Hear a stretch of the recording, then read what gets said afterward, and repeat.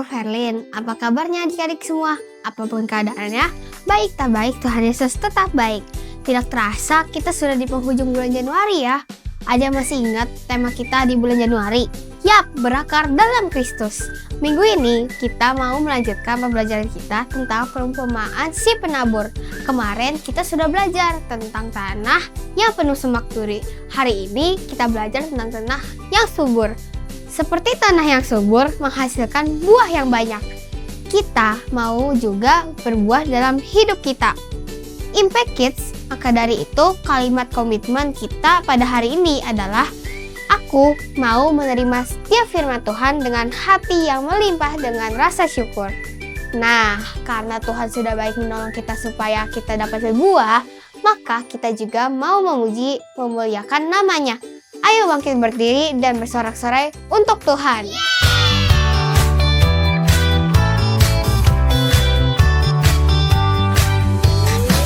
I might be small, but my God is big. I might be small, but my God is big. I might be small, but my God is big. My God is bigger, so much bigger. God is bigger than anything.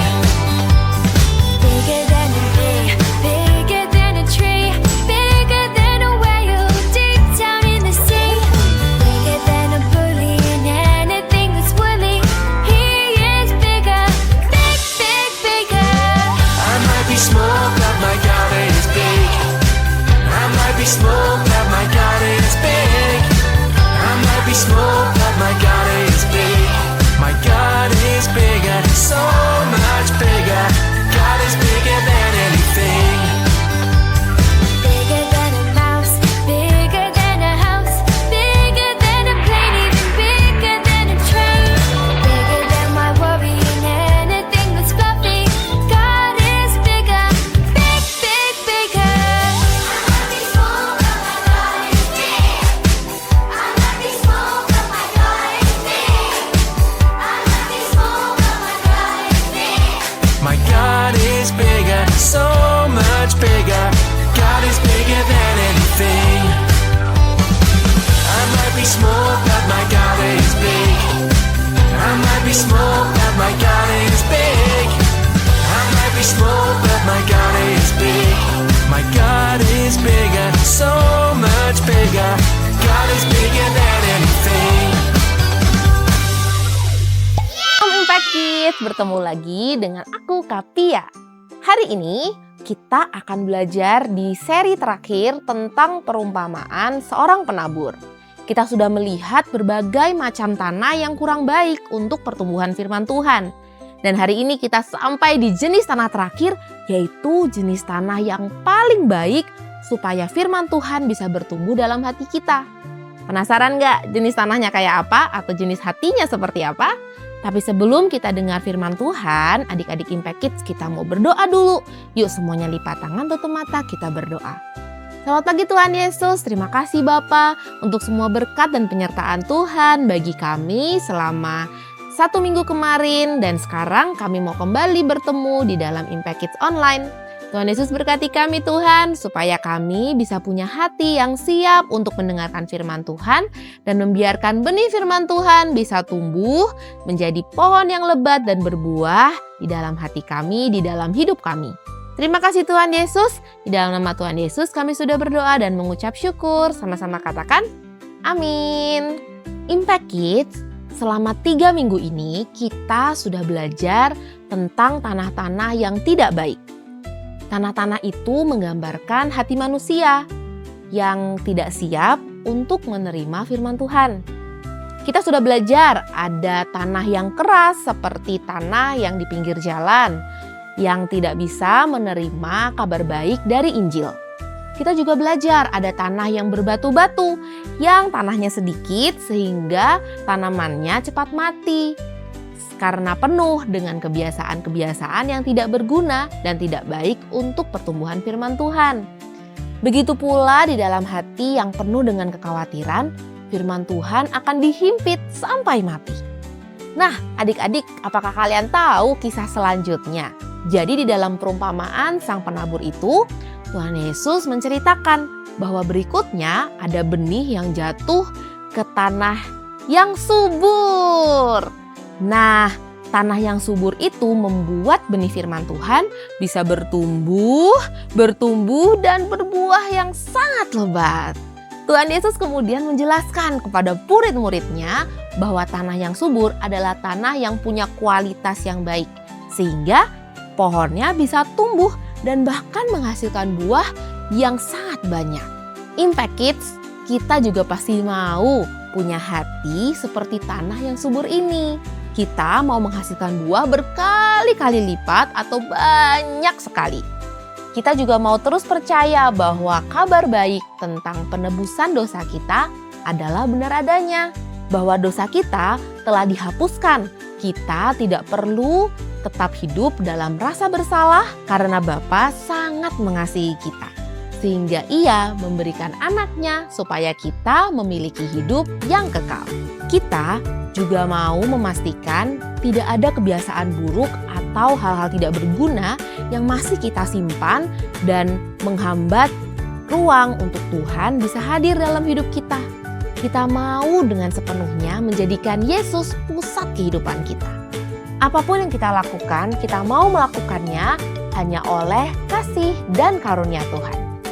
Dia yang telah lebih dahulu memberikan hidupnya kepada kita sehingga kita bisa masuk ke dalam kerajaan Allah. Maka dari itu, kita pun mau menyadari bahwa hidup kita bukan milik kita lagi, tapi milik Kristus di dalam kerajaan Allah. Kita mau hidup kita melayani satu sama lain dalam kasih, sama seperti Yesus yang melayani kehendak Bapa karena kasih. Bapa yang telah mengasihi kita menghendaki sebuah hati yang mau siap untuk mendengarkan kabar baik dari Injil dan menyimpannya dengan baik di dalam hatinya.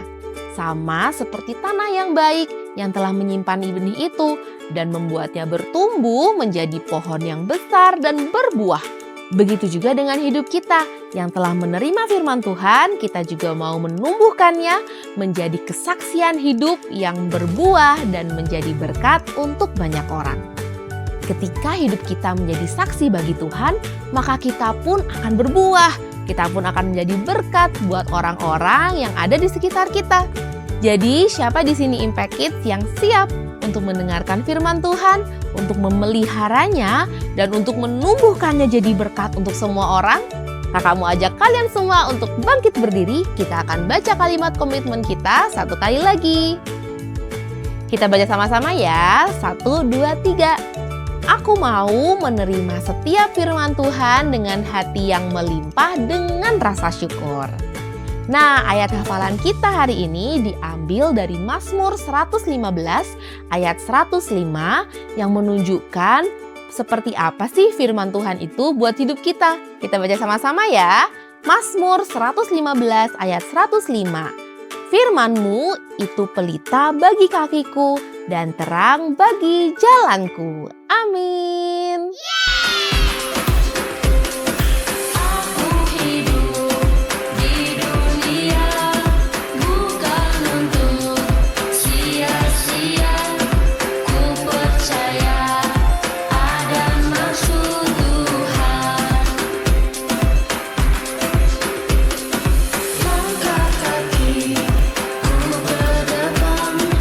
Pasti ada penyertaanmu.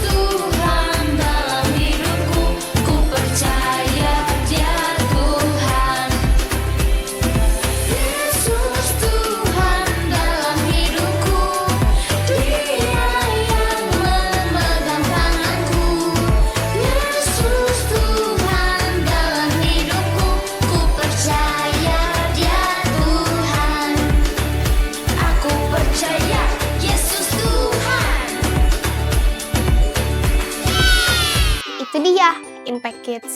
Kita baru saja belajar menyiapkan hati yang baik yang siap menerima firman Tuhan.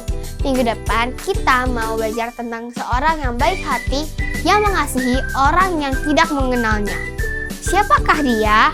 Maka dari itu, jangan sampai ketinggalan ibadah online Impact Kids setiap hari Minggu jam 8 pagi. Hanya di Impact Community Indonesia. See you next week!